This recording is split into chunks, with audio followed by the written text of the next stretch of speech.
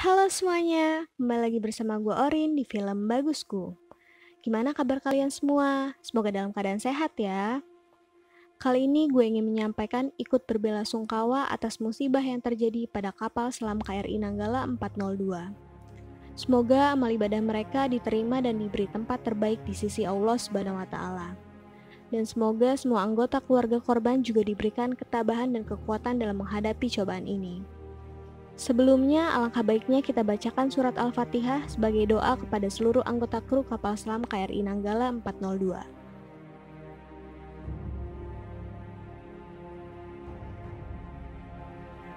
Oke, mengulik cerita mengenai kecelakaan yang terjadi pada kapal selam KRI Nanggala 402, dunia sebelumnya pernah diguncang dengan peristiwa yang sama, yaitu tenggelamnya kapal selam militer Rusia yang bernama K-141 Kursk.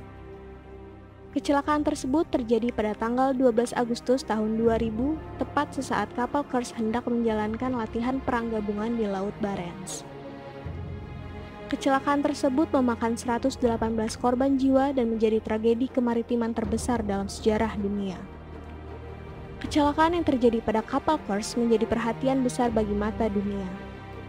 Tak lepas dari ramainya perhatian dunia atas tragedi tersebut, pada tahun 2018, cerita mengenai kecelakaan kapal Kursk diangkat ke dalam layar lebar oleh seorang sutradara kondang yang bernama Thomas Vintergaard dengan judul film Kursk.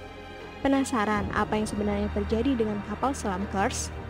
Apa mungkin kecelakaan tersebut dapat menggambarkan apa yang terjadi dengan KRI Nanggala 402? Langsung saja, mari kita sama-sama ikuti alur cerita film Kursk.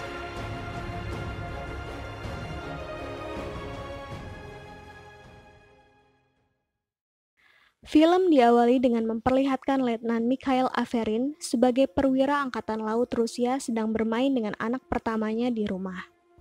Terlihat juga di sana istrinya yang bernama Tanya sedang mengandung anak kedua mereka.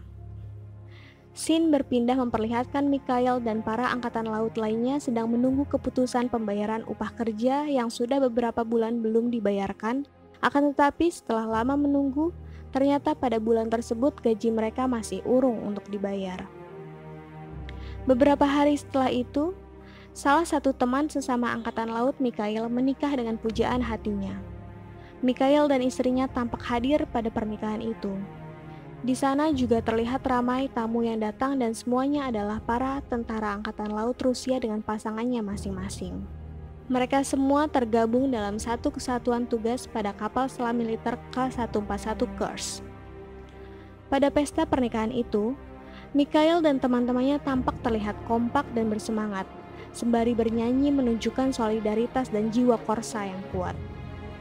Keesokan harinya, Mikhail dan seluruh awak kru kapal selam militer Kursk akan memulai pelayaran menuju Laut Barents. Di sana, Mikhail ditugaskan menjadi kepala unit turbin pada kompartemen ke-7. Pada tugas kali ini, mereka akan mengikuti latihan militer bersama 30 kapal perang Rusia lainnya. Sesaat sebelum keberangkatan, semua orang bersiap dan mengecek seluruh kelengkapan kapal, termasuk diantaranya beberapa rudal yang akan mereka gunakan pada latihan militer nantinya. Seluruh persiapan keberangkatan sudah clear untuk dijalankan.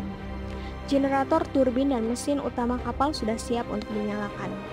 Setelah semua persiapan selesai, kapal selam Kursk pun berangkat. Dan pada hari itu pun adalah hari terakhir kapal Kursk akan terlihat. Di tempat lain, terlihat armada angkatan laut Rusia sudah berkumpul di Laut Barents. Di dalam salah satu kapal, Laksamana Angkatan Laut Rusia tampak hadir melihat persiapan latihan gabungan yang akan mereka laksanakan. Kembali ke kapal Kursk, semua kru kapal berkumpul. Mereka diberikan arahan oleh Kapten Sirokov yang mana adalah penanggung jawab kapal Kursk. Ia menyampaikan bahwa pada latihan kali ini akan terdiri dari 3 fase. Pertama, pengujian tembakan rudal. Kedua, peluncuran torpedo autopilot. Dan ketiga, latihan pelayaran tanpa terdeteksi. Setelah instruksi diberikan, semua kru kapal kembali ke posisinya masing-masing dan bersiap untuk menjalankan latihan. Beberapa saat setelah itu, 2 teknisi bernama Anton dan Pavel yang bertugas pada kompartemen peluncuran torpedo mencurigai ada permasalahan pada salah satu torpedo yang mereka bawa. Terjadi kejanggalan bahwa suhu pada torpedo tersebut meningkat dengan sangat cepat. Penyebabnya dicurigai karena adanya kebocoran hidrogen yang beresiko pada meledaknya torpedo sewaktu-waktu jika tidak segera diluncurkan. Mereka pun melaporkan kejadian itu pada Kapten Sirokov dan meminta izin untuk segera meluncurkan torpedo yang bermasalah tersebut. Namun, karena posisi kapal belum sampai pada lokasi latihan yang ditentukan, permintaan tersebut pun ditolak karena dirasa masih dalam batas aman. Tak lama kemudian, ledakan yang tak diharapkan itu pun terjadi. Ledakan besar menghancurkan sebagian dari isi kapal Kursk. Semua orang terlihat panik dan segera mencari tempat yang aman. Mikhail yang bertugas pada kompartemen 7 mencoba menghubungi ruang komando kapal untuk mendapatkan petunjuk, namun tak ada balasan. Semua orang di sana sudah mati dan ruangan tersebut penuh dengan api yang berkobar. Kapal Kursk pun jatuh ke dasar laut dan setelah itu ledakan kedua yang lebih besar pun terjadi. Sebagian torpedo yang masih tersisa pun meledak menyebabkan gempa bawah laut yang bahkan tertangkap oleh radar satelit tentara Inggris. Dampak dari ledakan itu menghancurkan seluruh isi kapal. Air mulai masuk dan menggenangi seluruh isi kapal. Terlihat banyak sekali korban jiwa yang berjatuhan. Mikhail langsung menyuruh semua kru yang tersisa untuk menuju ke satu-satunya tempat yang masih aman, yaitu kompartemen 9, untuk mereka berlindung sementara waktu. Setelah ketegangan cukup reda, dari 118 kru yang bertugas, ternyata hanya tersisa 23 orang yang selamat. Mereka yang selamat adalah orang-orang yang berada di bunker kapal. Saat ini, Mikhail dan yang lain bertahan di kompartemen 9. Mereka bertahan dari dinginnya air laut dan persediaan oksigen yang semakin menipis sembari menunggu datangnya tim penyelamat. Untuk bertahan hidup, Mikhail membagi tugas kepada kru yang tersisa. Maxim dan Niko bertugas untuk menyisir ruangan untuk mencari semua barang yang masih dibutuhkan dan membersihkan saluran pipa utama. Boris bertugas untuk mengurus pompa air, dan Sasha bertugas untuk memberikan kabar bahwa mereka masih selamat dengan mengetukkan palu sebanyak 4 kali pada setiap jam. Di tempat lain, tentara Inggris terus mengawasi situasi melalui pantauan satelit mereka. Tercatat ledakan Kursk mengakibatkan aktivitas seismik mencapai kekuatan 3,9 skala Richter dengan jarak interval 2 menit. David Russell sebagai pimpinan di sana menyadari bahwa aktivitas seismik tersebut bukanlah gempa bumi atau aktivitas alami lainnya, melainkan ledakan yang terjadi pada kapal selam Rusia. Ia langsung meminta anak buahnya untuk menghubungi markas armada utara Rusia yang dipimpin oleh sahabatnya, Laksamana Grudzinski. Akan tetapi setelah dihubungi beberapa kali tidak ada jawaban sama sekali.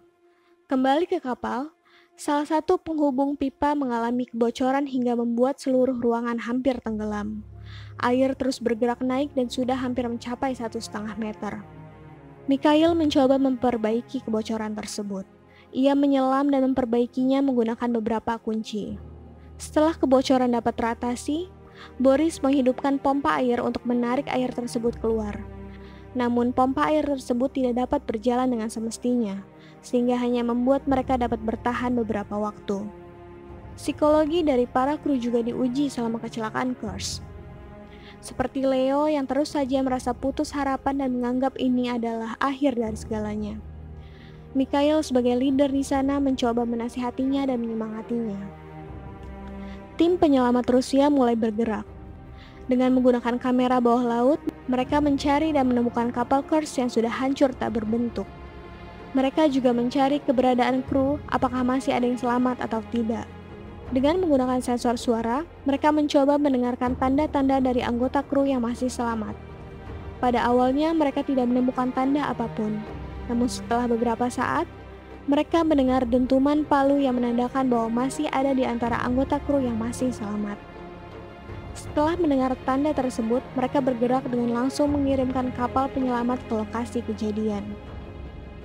Di sisi lain, Tanya, istri Mikhail yang saat itu baru mendengar kabar kapal Kursk mengalami kecelakaan, langsung syok dan langsung mencari kebenaran berita tersebut ke kantor militer Rusia setempat. Namun sayangnya ia tak mendapat jawaban dan malah pemerintah Rusia seakan menutupi kejadian tersebut. Keesokan paginya, Tanya mendapat kabar dari kenalannya yang merupakan seorang perwira angkatan laut bahwa masih ada kru kapal yang selamat. Pihak militer telah menemukan tanda-tanda dari para kru kapal. Dengan sangat bahagia dan penuh pengharapan, Tanya mengabari teman-temannya sesama istri kru kapal Kursk. Kembali ke Kursk, oksigen di dalam kapal semakin menipis. Mikhail dan yang lain mulai kesulitan untuk bernafas. Generator oksigen yang mereka miliki tak mampu menghasilkan oksigen karena kehabisan cartridge oksigen. Setelah mencari kesana kemari, mereka tidak menemukan satu cartridge oksigen pun yang dapat digunakan. Leo menyampaikan bahwa di kompartemen 8 ia pernah menyimpan cartridge tersebut di sana. Namun saat ini kondisi kompartemen 8 sudah dipenuhi dengan air yang tidak mungkin mereka dapat ke sana. Mendengar hal tersebut, tanpa ada pilihan lain, Mikhail memutuskan untuk mencoba berenang ke sana dan mencari cartridge tersebut. Setelah hampir mati, Mikhail akhirnya mendapatkan cartridge oksigen yang ia cari dan setelah itu generator oksigen pun dapat dinyalakan. Di dalam kecemasan yang mendalam, Tanya dan keluarga korban lainnya menunggu kabar konferensi pers tentang kondisi terkini kapal Kursk. Akan tetapi pemerintah seakan menutupi kejadian tersebut dengan tidak menyampaikan berita yang sebenarnya. Pemerintah tidak menyampaikan kebenaran bahwa masih ada kru kapal yang kemungkinan selamat. Malah hanya sekedar memberitakan informasi formal saja yang tidak terlalu diharapkan. Hal tersebut membuat Tanya menyampaikan keberatannya dan bertanya-tanya tentang kesiapan pemerintah dalam menanggulangi kecelakaan tersebut yang membuat situasi menjadi sedikit ricuh. Militer Rusia mulai menurunkan kapal penyelamat ke dasar laut. Kapal penyelamat tersebut dengan mudah berhasil sampai ke mulut pintu darurat kapal. Mikhail dan para kru kapal lainnya yang merasakan adanya kapal penyelamat yang datang sangat berbahaya dan bersorak ria. Akan tetapi, setelah beberapa saat, kapal penyelamat ternyata tidak berhasil membuka pintu darurat tersebut karena ada suatu masalah dan memutuskan untuk kembali ke atas. Kru kapal yang mengetahui kapal penyelamat tersebut kembali naik merasa kecewa dan marah. Mereka berteriak sekaligus kesal. Mikhail mencoba meyakinkan mereka bahwa tim penyelamat akan segera kembali dan menyelamatkan mereka. Setelah itu keadaan kapal Kursk kembali diam. Setelah diperiksa, ternyata badan penghubung kapal penyelamat dan pintu darurat mengalami kerusakan karena sudah lama tidak dilakukan perawatan.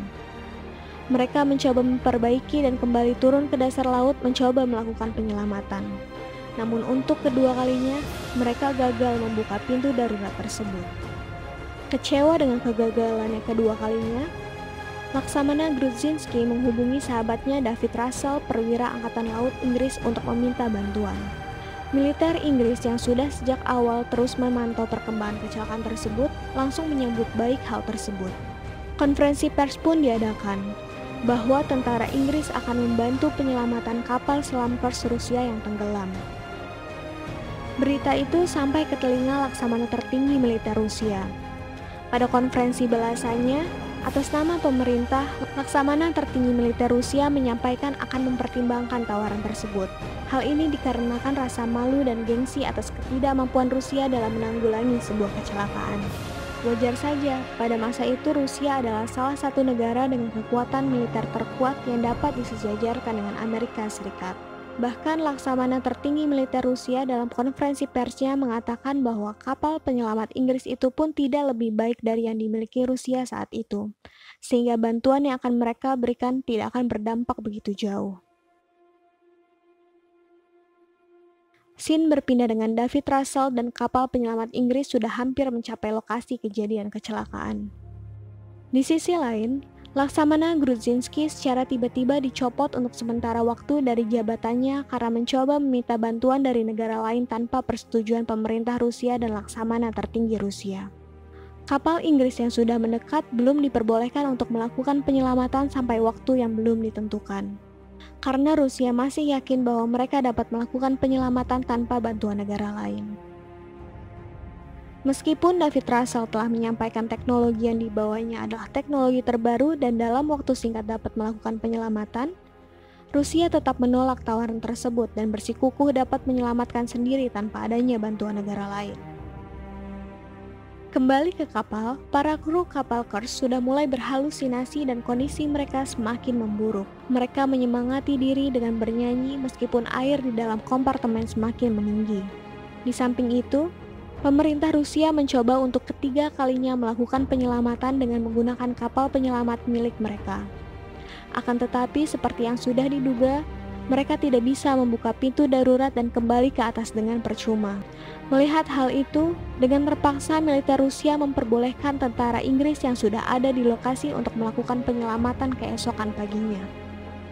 Sesuai dengan waktu yang telah diperbolehkan, David Russell memerintahkan para awak penyelamat Inggris untuk turun ke dasar laut. Tak lama setelah itu, mereka berhasil membuka pintu darurat dan masuk ke dalam kompartemen 9. Akan tetapi, dengan sangat menyedihkan, semuanya sudah terlambat. Mikhail dan seluruh kru yang tersisa mati tenggelam di dalam kompartemen tersebut. David Russell dan Laksamana Grudzinski yang mendengar kabar tersebut langsung terdiam dan tidak mampu berkata apa-apa. Tak lama kemudian, setelah adanya kepastian tidak ada yang selamat dari kecelakaan kapal selam Kursk, upacara kematian Mikhail dan seluruh kru kapal Kursk diadakan. Di sana terlihat keluarga para korban, David Russell, Laksamana Grudzinski, bahkan Laksamana tertinggi militer Rusia. Semua orang berduka. Terlihat raut kebencian dari anak sulung Mikhail pada Laksamana tertinggi Rusia. Pada akhir film, diperlihatkan kekecewaan dari anak para korban kapal selam Kursk pada pemerintah dan militer Rusia, hingga mereka tidak mau berjabat tangan sebagai rasa kebencian. Para korban kapal selam Kursk meninggalkan 71 anak yang sampai sekarang masih memendam kemarahan kepada pemerintah dan militer atas kejadian tersebut. Sekian dan terima kasih. Jangan lupa untuk subscribe channel ini dan nyalakan lonceng notifikasinya. See you in the next video.